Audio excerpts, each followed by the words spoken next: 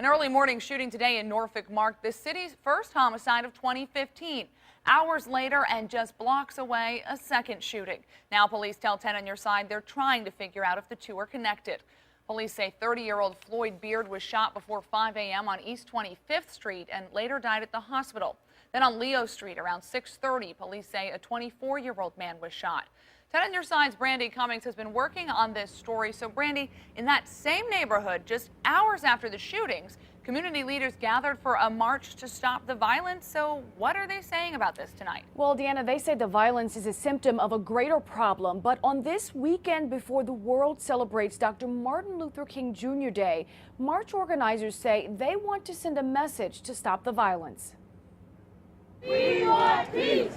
Shame on you. Chanting and holding signs, dozens of people walk the streets of Norfolk. It's about sending a message to the city that our lives matter. The second annual Forward Peace March began at Lafayette Park and ended at the Dr. Martin Luther King Jr. Monument. It's a place symbolic of a man who also spoke of nonviolence. We're trying to pick up where he left off. But just hours before the march began, police say two young men were shot. One 24-year-old at 6:30 a.m. on Leo Street.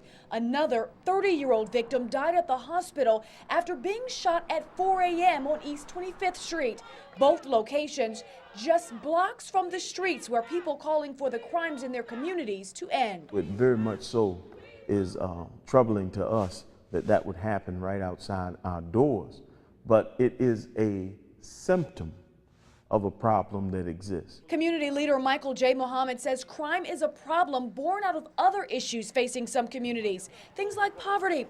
A new report released from a collection of the latest data from the National Center for Education Statistics shows 51% of all students in the nation's public schools were low income in 2013. We have to change that if we want to change this outcome of violence. Something he and others are working to do, one person at a time. We can't change the world in one day. It's impossible. To see progress is better than nothing.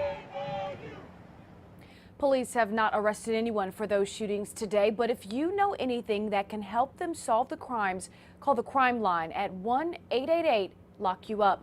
We will also post a link to the study on poverty facing students on our website, wavy.com. Live in the newsroom, Brandy Cummings, 10 on your side.